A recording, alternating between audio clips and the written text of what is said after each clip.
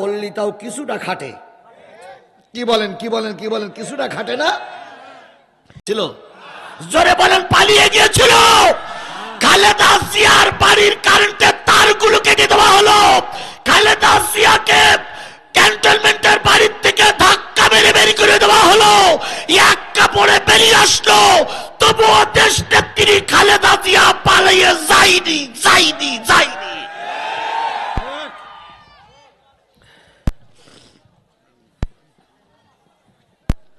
কথাটা একটু বাড়াই বললাম? জোরে বলেন, বাড়াই বললাম? সবচেয়ে জাতির মির্জাফর হইল এরশাদ। এর চাইতে বড় মির্জাফর, এর চাইতে বড় মির্জাফর আর বাংলাদেশে দ্বিতীয় কেউ নাই। এই মির্জাফর যদি এই শেখ হাসিনার সঙ্গে হাত মিলাই না থাকতো, শেখ হাসিনা একবারের জন্য সরকার গঠন করতে পারত না, পারত না, পারত না। কিন্তু এই মির্জাফরও দেশের থেকে পালাই যায়নি। কি আমি যেটা সত্য কথা স্বীকার করতে হবে, ও মির্জাফর ছিল ঠিকই, কিন্তু দেশের থেকে পালাইয়ে যায়নি। জেল খেটেছে, মামলা খেটেছে, মাইর খেয়েছে, তবু দেশের থেকে পালাইয়ে। এবার আসুন বাংলাদেশ জামাত ইসলামী শীর্ষস্থানীয় সব নেতাদের সম্পূর্ণ অন্যায়ভাবে ফাঁসির কাস্টে ঝুলানো হলো। আল্লামা সাঈদীকে পরিকল্পিতভাবে মারা হলো। শিবিরের ছেলেদেরকে রিমান্ডে নিয়ে নিয়ে পঙ্গুত্ব বরণ করানো হলো। চোখ তুলে ফেললো, হাত কেটে নিল, পা কেটে নিল। বাংলাদেশ জামাত ইসলামী ময়দান ছেড়ে পালায়ে যায়নি। আর তোমরা প্রায় বলতে আমরা মুক্তিযুদ্ধের শক্তি, আমরা পালাই না, আমরা পালাবো না। ফখরুল সাহেব আপনার বাসায় একটু জায়গা দিবে? কথা বলেন, কথা বলেন, কথা বলেন, কথা বলেন, কথা বলেন, বলি নাই? এত সাহসী বাবার সাহসী কন্যা ছেলেরা একটু ধাক্কা দিল, আমরা বুড়োরা একটাও নামিনি। শুধু বাচ্চাদের ধাক্কায় ব্রিফ কেস টেস্ট নিয়ে সোজা বিমানে উঠে বলতে, বিমানওয়ালা তাড়াতাড়ি চালাও, আর মাত্র 45 মিনিট সময় আছে, এর ভিতরে যদি না যাইতে পারি ওরা আমাকে আলু ভর্তা করে ফেলবে। তাহলে সেই মা কলঙ্কিত মা, যে মা তার সন্তানকে রাস্তায় ফেলিয়ে নিজে বিমানে চড়ে পালিয়ে যায়, এ মা নামের কলঙ্ক, এ রাক্ষসী মা, এ ডাইনি মা। আর এই রাক্ষসী এই ডাইনি মার জন্য আবার যারা মায়া কান্না কানতেছ, যা আছো চুপচাপ থাকো। তোমরা কেডা কি করেছ সব আমরা জানি, আর কেউ না জানলে আমি জানি। কথা বলে ঠিক না ঠিক? এখানে কয়টা লোক আওয়ামী লীগের কর্মী আছে আমি একবার গুনে গুনে বের করে দিতে পারি।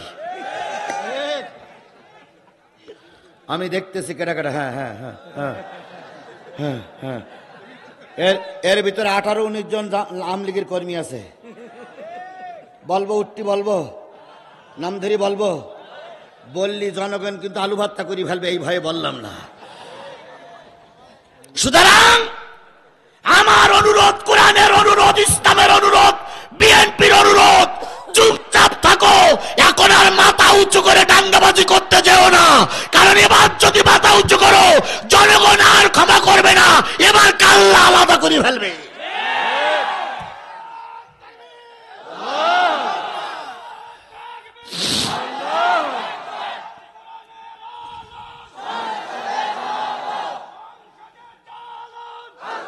শুধু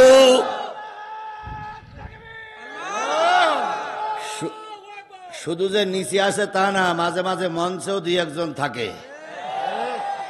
ওনারা এখন টুপি টুপি মাথায় দিয়ে হাজির রুমাল টমাল দিয়ে সুবহানাল্লাহ সুবহানাল্লাহ সুবহানাল্লাহ সুবহানাল্লাহ সুবহানাল্লাহ সুবহানাল্লাহ সুবহানাল্লাহ জোর দেখলি মনে হয় জিবরাইলি ছোট ভাই। যে আকাম কুকাম করেছো, প্রতিটা আকাম কুকামের যদি বিচার হয় কিয়ামত পর্যন্ত ওরা আর মাথা উঁচু করতে পারবে না। কথা বলেন ঠিক না ঠিক? বিশ্বাস করো মুসলমান, যদি ওরা যে টাকাগুলো বিদেশে পাচার করেছে ওই টাকাগুলো যদি ফিরিয়ে আনা হয়, 10 বছর বাংলাদেশের কোন জাতীয় বাজেট পাশ করা লাগবে না। 10 বছরের বাজেট ওরা একাই খেয়ে ফেলেছে। এত বড় খাতি পারে মানুষ, 1 বিঘে পেটের ভিতরে কত ঢুকতে পারে। আল্লাহ আমাদের ওদের থেকে হেফাজত করুক। আরো জোরে বলেন আমিন, আরো জোরে আমিন, আরো জোরে। আদম আলাইহিস সালাম আর বিবি হাওয়া, মনে আছে তো? 2 জন বিশ্ব পিতা, বিশ্ব মানবতার, বিশ্ব মানব পিতার, বিশ্ব মানব জননী। বলুন তো পৃথিবীর সব মানুষের আদি পিতার নাম কি আর আদি মাতার নাম কি?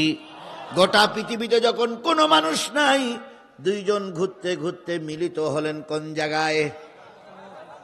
আরাফাতের ময়দানে। সেখানে এসে 2 রাকাত শুকরানা নামাজ আদায় করলেন। আল্লাহ পাক বললেন, হাবিব তোমার নবীকে ওই 2 রাকাত নামাজ পড়া ফরজ করে দিলাম। যদি কেউ ফরজ নামাজ আদায় করে, আদম আর হাওয়ার সঙ্গে জান্নাতে যাওয়া যাবে। বলতেছিলাম জোহরের রক্তের কথা। ইব্রাহিম গেছে হাজেরার কাছে। হাজেরা বললেন, ইব্রাহিম তুমি আল্লাহর নবী হয়েছ আলহামদুলিল্লাহ, তুমি কিন্তু সন্তানের হক আদায় করোনি। সন্তানের হক আদায় করেছি আমি। সন্তানকে চূড়াই নিয়ে গেলাম। সেখান থেকে সন্তানকে নামার পর যখন খাদ্য আর পানি ফুরায় গেল, তুমি বাবা ময়দান ছেড়ে চলে যেতে পারো। আমি মা সন্তানকে ফেলাই রেখে ময়দান ছেড়ে চলে যেতে। মা কথাটি ছোট্ট অতি, কিন্তু জানো ভাই, ওহার সেই নাম যে মধুর ত্রিভুবনে নাই। বিদেশে বিপদে যদি কারোর সন্তান মারা যায়, কাক কোকিল জানার আগে আগে জানে মা। ও ইব্রাহিম, তুমি সন্তানকে রেখে চলে গেলে আমি সন্তানের জন্য পানি আর রুটির জন্য ছাপা মারোয়া দৌড়াই। দৌড়াইতে দৌড়াইতে এক সময় যখন ক্লান্ত হয়ে যাই, হযরত ইসমাঈল আলাইহিস সালামের কাছে এসে 2 গালে 2 চুমা দিয়ে বলেছিলাম, বাজান রে, তোর বাবা আমাদেরকে জঙ্গলে ফেলে রেখে চলে গেছে। আমাদেরকে আর পানি নাই, রুটি নাই। এখন আমি তোরে কি করে বাঁচাবো রে বাবা? আল্লাহর রহমত ছাড়া এখানে বাঁচার কোনো লাইন নাই। তোর বাবা আল্লাহর হুকুমে হয়তো আমাদের রেখে গেছে, তোর বাবা আমাদের রেখে গেছে, কিন্তু আল্লাহ তো আমাদের রেখে পালাতে পারে না। হাজেরা কান্দে, দৌড়াদৌড়ি করে। এক সময় সাবা পাহাড়ের যে উঁচু জায়গা, যে দেখে কোনো জায়গায় পানি আছে কিনা, কোন জায়গার লোক যায় কিনা, হাত ধরে চিল্লাই, শাড়ি কাপড় উঁচু করে দিয়ে বলে, ও মক্কার মানুষেরা, আমি আর আমার বাজার, আমি আর আমার সন্তান বড় বিপদে পড়েছি। একটু পানি দাও, একটু পানি দাও। আমার ছোট শিশু ইসমাইল পানির জন্য খুনি মারা যাবে, একটু পানির ব্যবস্থা করে দাও। কেউ যখন ছুটে আসে না, ওখান থেকে মারোয়া পাহাড়ে চলে গেলাম। সেখানে শাড়ি কাপড় উঁচু করে দিয়ে হাজেরা কয়, কে আছো? আমার ডাকটা শোনো, একটু পানি দাও, একটু পানি দাও। আমার ছোট শিশু ইসমাইল এখন পানির জন্য মৃত্যুবরণ করবে। তোমাদেরকে একটু দয়া হয় না? পৃথিবী থেকে একটু দয়ার মানুষ নাই যে 1 গ্লাস পানি নিয়ে আসবে? পানি যখন কোথার থেকে আসে না, হজরতে হাজেরা তখন একরকম হবলেস খেয়ে গেলেন, একরকম আশা ছেড়ে দিলেন। এবার হাজেরা মাথাটা নিচু করে বলতেছে, আল্লাহ, শুনেছি তোমার নাম রহমান, শুনেছি তোমার নাম রহিম। পৃথিবীতে সকল মানুষের চেষ্টা যখন শেষ হয়, তখন নাকি তোমার রহমত শুরু হয়।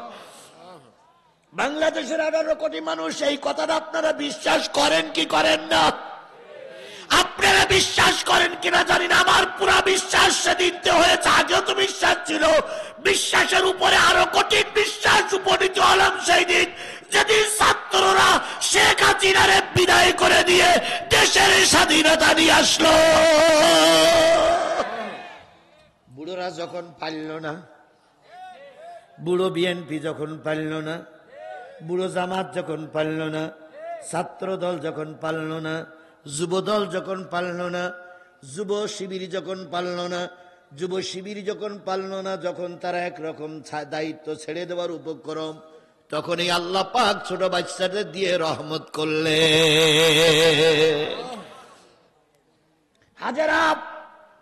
হাজেরার চেষ্টা চলছে। হাজেরা যখন একমাত্র একরকম ছেড়েই দিলেন যে আমার আর পানির ব্যবস্থা হবে না, এখনই মনে হয় পানি বিনে আমার সন্তানটা মারা যাবে। সেই সময় একটা টুক করে আওয়াজ হাজেরার কানে চলে গেল। হাজেরা লক্ষ্য করে ইসমাইল আলাইহিস সালাম যেখানে ছোট্ট 3 দিনের শিশু 4 দিনের শিশু পা লাফালাফি গোটাগুটি করছিলেন, ওই পায়ের জায়গা থেকে একটা ঝর্ণার মতন পানির ফোয়ারা বাহির হচ্ছে। আর একটু জোরে বলা যাবে কি সুবহানাল্লাহ? আল্লাহ বলেন, হাজেরা রে, মরুভূমির ময়দানে কেউ নাই, বাঘ ভালুকের সঙ্গে আন্দোলন করে বেঁচে আসো, তোমার সাহায্য করার মতন কেউ নাই। সন্তানের জন্য কেঁদেছো, নবী ইব্রাহিম আলাইহিস সালামের পুত্র ইসমাইলের জন্য কেঁদেছো। নবীর ছেলে নবী হয়, আমি নবীকে বিপদে ফেলে আল্লাহ আমি তামাশা দেখতে চাই না। আমি তোমার ছেলের পায়ের কাছে একটা ঝর্ণা করে দিয়ে গেলাম, তাড়াতাড়ি দিয়ে বন্ধ করো, যাতে করে এই পানি গোটা বিশ্ববাসীর জন্য যথেষ্ট হয়ে যায়।